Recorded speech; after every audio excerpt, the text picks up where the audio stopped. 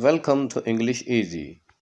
Viewers, इस video में हम देखेंगे कि जब कोई काम ना चाहते हुए करना पड़े या मजबूरन करना पड़े या ज़बरदस्ती करना पड़े तो उन सेंटेंसेस को हम इंग्लिश में कैसे एक्सप्रेस करते हैं। तो आइए बिला ताख़ीर अपने मौजू की तरफ बढ़ते हैं। सबसे पहले हम बात करते हैं कि अगर प्रेजेंट में हमने ये चीज़ एक्सप्रेस करनी हो, मिसाल के तौर पे माँ को सर्दी में कपड़े धोने पड़ते हैं, हमें अंग्रेज़ी पढ़नी पड़ती है, आपको दवा खानी पड़ती है।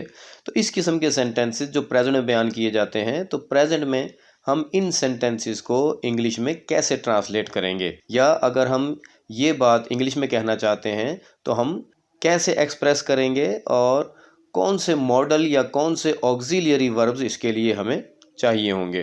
प्रेजेंट के इस किस्म के सेंटेंसेस को इंग्लिश में ट्रांसलेट करने के लिए हम हैज़ टू या हैव टू इस्तेमाल करते हैं।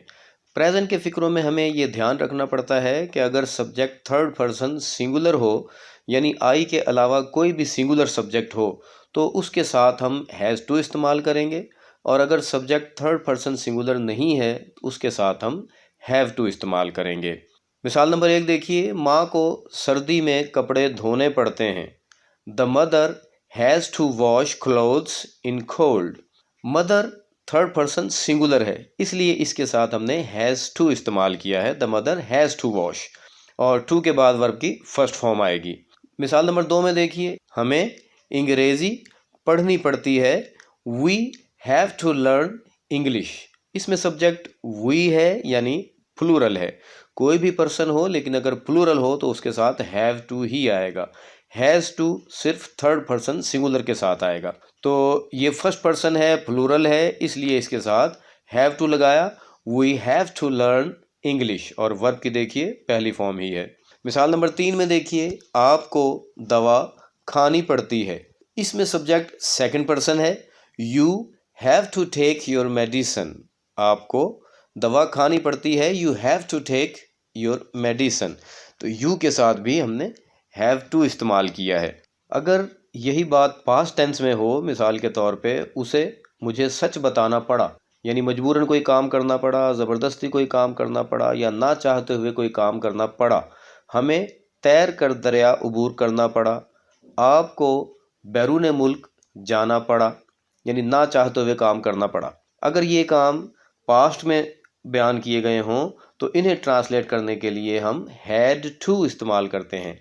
हैड टू, और हैड टू इस्तेमाल करते हुए हमें ये ध्यान नहीं रखना पड़ता कि सब्जेक्ट फर्स्ट पर्सन है, सेकंड पर्सन है या थर्ड पर्सन है, या सब्जेक्ट सिंगुलर है या प्लूरल है, क्योंकि सब के साथ ही हैड इस्तेमाल होना है।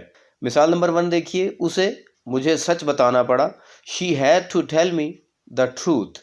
शी थर्ड पर्सन सिंगुलर है, इसके साथ हैड टू इस्तेमाल हुआ। She had to tell me the truth. मिसाल नंबर 2 देखिए, हमें तैर कर दरिया उबूर करना पड़ा। अब इसमें सब्जेक्ट फर्स्ट पर्सन है और प्लूरल है वी, उसके साथ भी हैड टू ही आएगा। We had to swim across the river. मिसाल नंबर 3 में सब्जेक्ट सेकंड पर्सन है। आपको बैरून मुल्क जाना पड़ा। You had to go abroad. You had to go abroad, इसमें सेकंड पर्सन था, लेकिन हेल्पिंग वर्ब के तौर पे इसके साथ भी हैड ही इस्तेमाल हुआ है। तो पास्ट में हमें ये ध्यान नहीं रखना पड़ता कि सब्जेक्ट सिंगुलर है, प्लूरल है, फर्स्ट पर्सन है, सेकंड पर्सन है या थर्ड पर्सन है। सबके साथ हम हैड टू इस्तेमाल करते हैं, और टू के बाद वर्ब की फर्स्ट फॉर्म आएगी। Then comes future tense. अगर मुस्तकबिल में कोई काम आपको मजबूरन करना पड़ेगा, मिसाल के तौर पे उसे ये इम्तहान इस साल पास करना पड़ेगा, हमें तैर कर दरिया उबूर करना पड़ेगा, आपको ये दवा खानी ही पड़ेगी, यानी बाय फोर्स आपको कोई काम करना पड़ेगा या मजबूरन करना पड़ेगा, और फ्यूचर की बात है। फ्यूचर में इस किस्म के सेंटेंसेस को ट्रांसलेट करने के लिए हम शैल हैव टू या विल हैव टू इस्तेमाल करेंगे। अगर सब्जेक्ट फर्स्ट पर्सन होगा तो शैल हैव टू लगाएंगे, और सेकंड और थर्ड पर्सन होगा तो उसके साथ हम विल हैव टू इस्तेमाल करेंगे। मिसाल नंबर 1 देखिए, उसे ये इम्तहान इस साल पास करना पड़ेगा। She will have to pass the examination this year. She third person singular है, इसके साथ विल हैव टू आया। मिसाल नंबर 2, हमें तैर कर दरिया उबूर करना पड़ेगा। We shall have to swim across the river. We first person है इसलिए इसके साथ shall have to लगाया। We shall have to swim across the river। मिसाल नंबर 3, आपको ये दवा खानी ही पड़ेगी। You will have to take this medicine। आपको ये दवा खानी ही पड़ेगी।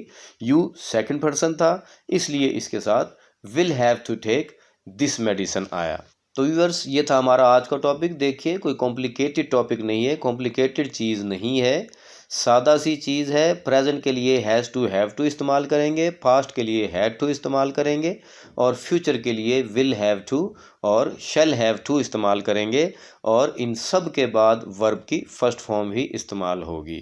उम्मीद है व्यूअर्स कि वीडियो आपको पसंद आई होगी, तो प्लीज़ चैनल को सब्सक्राइब ज़रूर कीजिए और वीडियो को लाइक और शेयर करना ना भूलिए। Thank you very much.